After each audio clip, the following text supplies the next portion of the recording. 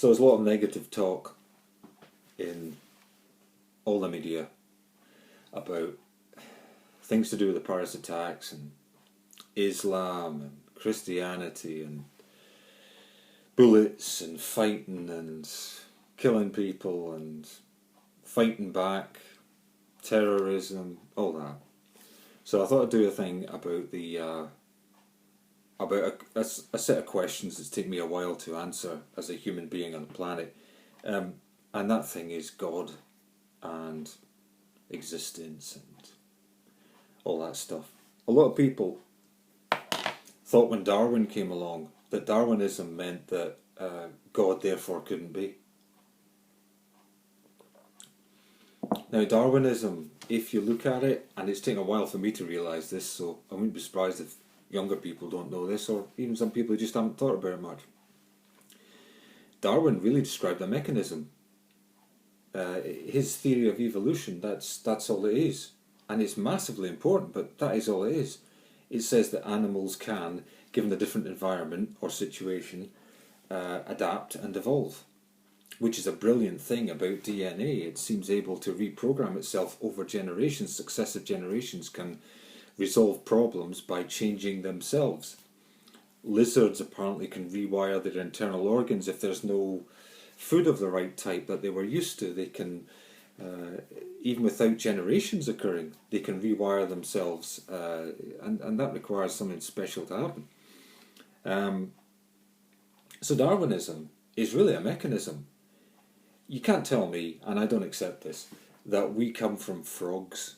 Human beings come from frogs, or even that we come from our close relatives, the apes. They are just that, they're close relatives. But I don't, they talk about a missing link. Well, I put it to you that there may well be iterative stages in between apes and us, but you are never going to get a full and complete version of skeletons moving towards mankind. Because if the evolution theory was true, you get a great big hairy gorilla, then you get a slightly better looking Neanderthal thing, then there'd be a hairless ape, but it'd be very graduated. You would see all these graduations. Why don't we see all these graduations? You could say it's because we haven't found them all yet. Okay, I think it's a bit more straightforward than that. If you look at evolution, going from a long way back, if you look at it from a doctor type point of view, a biology point of view, you could say yes, that dinosaurs died out and then more refined creatures came along, and over billions of years evolution led frogs and other animals and apes to turn to humans and all that stuff. You could go that way. Or you could do it from the side that I come from, which is technical manufacturing. You could say that these are iterations by a designer, a creator, on the way to human beings. Look at dinosaurs, big, ugly, partially intelligent creatures who were so big they had to have clusters of nerves down in the spine near the tail so that their back end could be controlled, because the brain wasn't powerful enough to control through all that distance. It needed a booster kind of system. What's that most like? That's most like a hub or a switch or a router on a network. It's a booster for the signal. It's a repeater. It boosts the signal that comes from the brain. Okay. From a manufacturing perspective, first came dinosaurs. Relatively straightforward. Big, ugly beasts that were lumbering, and it was all pretty primitive. I bet if you examine their DNA, the DNA is pretty primitive compared to human DNA. Or certainly not so refined, or not so capable for its size, and so on. You look at other animals like apes, they've got different DNA as well, but awfully similar. But that's like another iteration. It's like somebody wiped out the dinosaurs. I mean, isn't it just like the creator wiped out the dinosaurs, said, you know, that lot are crap. You know, they've had their shot, I gave them a few million years, and they were alright, but they were never going to create much. I've got my second iteration, so we move on to mammals and smaller creatures. Some of the dinosaur type creatures survive, but notice that there's not enough of them or of a type that will wipe out what comes next. So I would suggest to you that that is a creator saying, I can allow some of these creatures to survive, but nothing that would endanger what I'm bringing down the pipe next. So you've got your apes and your mammals and all that.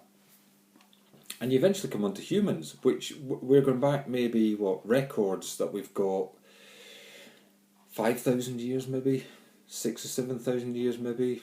Is that as far back as we can go? So the last big iteration was maybe 7,000, 10,000 years ago. I don't know. But I put it to you that we are significantly different, and that difference, the missing link, you're never going to find it. Because in effect, the reason it's missing is because there's been a new creation put on the earth, and that new creation was better than the last one. So effectively you've got dinosaurs, you've got apes, and then you come to humans. And all the other creatures there, yeah, sure. So I'm saying to you, and people say, well, why do awful things happen on the planet? If there's a God, why does he allow awful things to happen? Here's my view of that. God sends something, the Creator, Allah, whatever you want to call it, sends stuff down through the pipe. It's like he's got a rocket launcher. And he can send stuff through the pipe, a wormhole, whatever you want to call it. He can send stuff down. But it takes a long time to get here, and he can only do it once in a while. He or she or it. It could be a collective. That's what God could be. But it can only happen once in a while. They shoot things out, they land on Earth, they multiply, they see how it works out. It takes forever, thousands of years maybe, for the messages to get back to them, feedback to get back to the Creator about how good we are, or how bad we are. And the Creator brings the next calamity or whatever to produce the next iteration. But the Creator in us has produced things, creatures, that are able to begin to change and manipulate their own DNA. I don't think there's... Yes, it's godlike power, but I don't think we're not meant to try and do it. The problem is how we wield it. You know, it's the old thing of the gun. Is the gun dangerous? Well, not half as dangerous as the person with a finger on the trigger. So really, when America talks about gun laws, they should really be talking about mental health laws. No? Self-discipline, mental health laws. Is that not really what they should be talking about? Okay, not gun laws. So when we talk about controlling our manipulation of DNA and stuff, scientists, biomedical science going crazy and manipulating DNA and stopping the aging process and all that, that is not really the fear. The fear is not the ability and the talent and the techniques. The fear is that we'll do something crazy with it that'll wipe out the whole planet. So that's my view. It's pretty short and pretty easy and pithy to understand.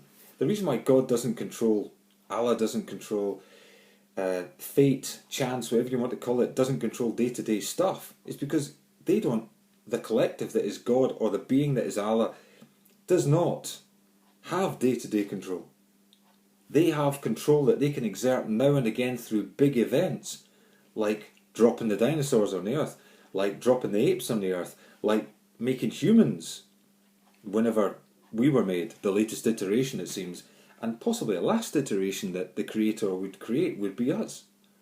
Maybe there's going to be another one, but I rather suspect we've got so close now to being able to do godlike things that the Creator that exists, and I believe that they did exist, and I'm not sure they any longer exist, but it's awful like they had to send stuff through a pipe, an opportunity, a wormhole, whatever you want to call it, and they don't have day-to-day control. They don't have year-to-year control.